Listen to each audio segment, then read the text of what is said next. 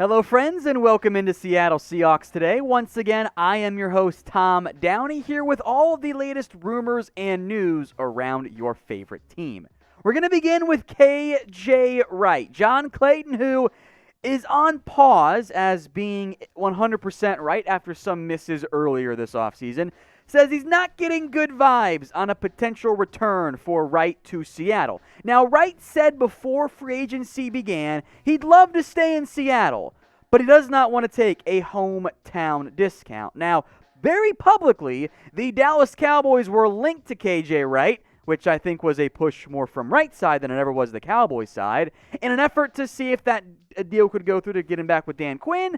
The Cowboys appear to have passed on that, and I think the reality is, surprisingly so for KJ Wright, that his market has been poor. It has not been what I thought, what Wright thought, what I think many around the NFL thought it was going to be. He has not had the level of interest that he was hoping for, otherwise he'd be signed by now. Correct? Or right, if you will.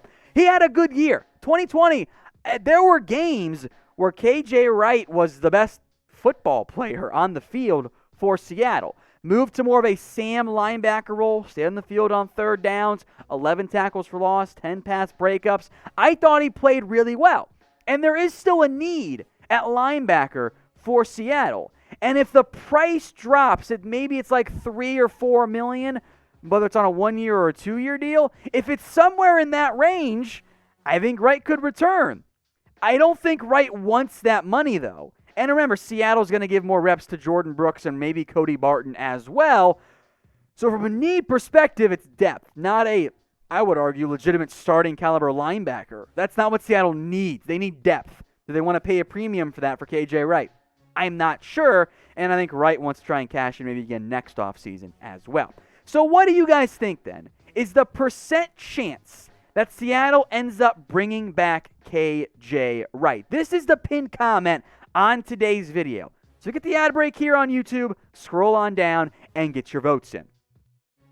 The 2021 NFL Draft is not very far away, and ESPN's Mel Kiper has his latest 2-round mock draft. So I'm going to run you through what Seattle did with that pick. Before we get to the actual selection, though, let's look at some of the recent picks, some notable players off the board that Seattle could pursue. There was Tyson Campbell, Eric Stokes, Tutu Atwell, surprised by how early he went, Jalen Mayfield, also Samuel Cosby. So there were some good defensive players, and Kiper did go defense for Seattle. Not the route you might expect, though. He took Joseph Ossai, the edge rusher out of Texas. Now, positive comments first.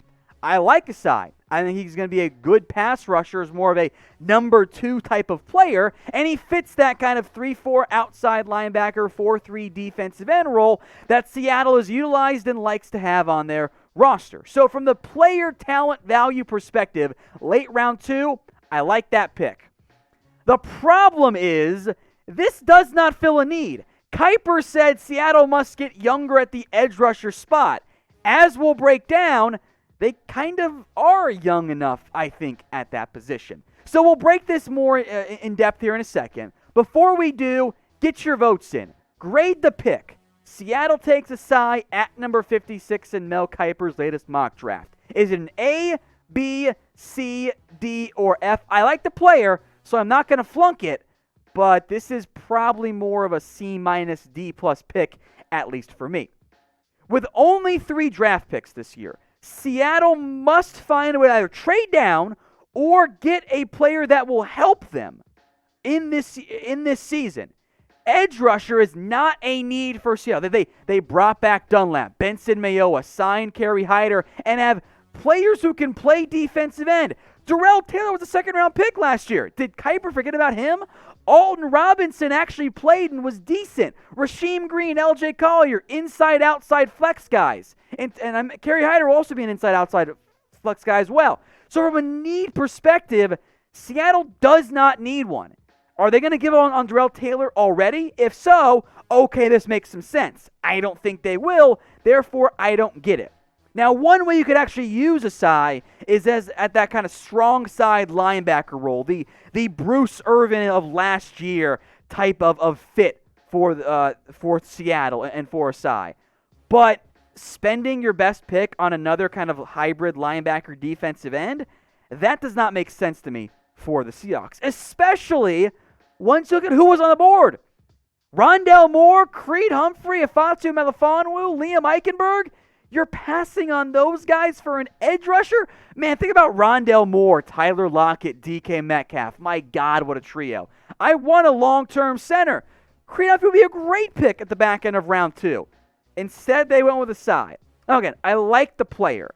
I think he's going to have a nice NFL career could play some linebacker if you want, probably more of a pure edge rusher in the end, and I think could be a nice number 2. I have a round 2/round 3 grade on him, so value-wise, I think this is a much better spot to take him than some of the late round 1 buzz I've seen from him. He's still a bit raw as a pure pass rusher, but he fits what Seattle likes.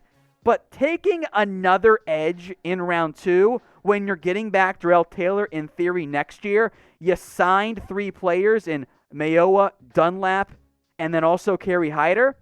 I just don't get that perspective. I don't think that's a good decision by Seattle. I hope they don't do it. In the end, I do hope Mel Kiper is wrong as it relates to this. So I like the player. There is some talent there.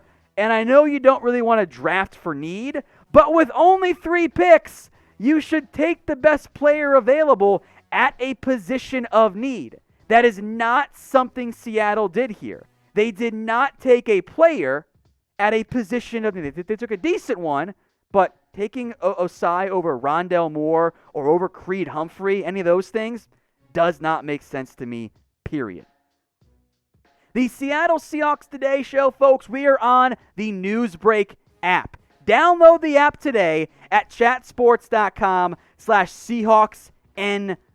Now, traditional news media, it is very much, maybe not fully dead, but at least dying there. And since no one gets the paper delivered to themselves anymore, I have not done a good job of staying in the know with what's going on in my community. The Newsbreak app, though, helps me significantly in that area. Local news and weather, some politics, some food stuff, pop culture. Oh, and also Chat Sports videos, all available on your mobile device. So download the app today at chatsports.com/SeahawksNB. To make your lives even easier, I will make sure that link gets put in the comment section and in the description. So support the show by using our link right there at the bottom of your screen.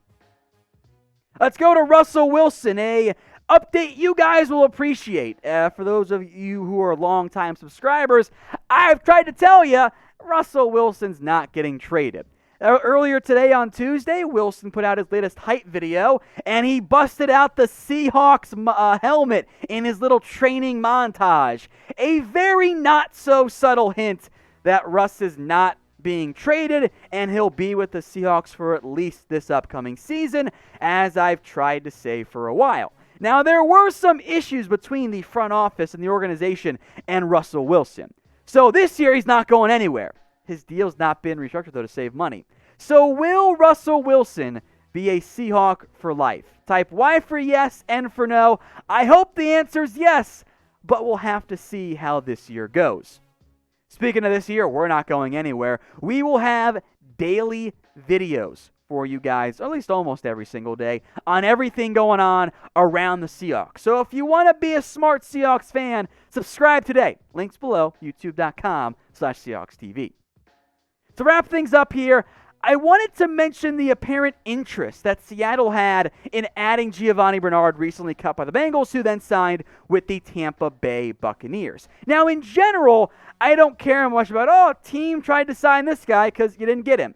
But going after a running back is significant to me because the report out of ESPN, or at least, ESPN, was that Pete Carroll and Russell Wilson were involved in trying to bring Bernard to Seattle, which is weird to me because Seattle has options on their roster at the running back position. They, of course, paid Chris Carson this year, Rashad Penny, DJ Dallas, Travis Homer, Alex Collins.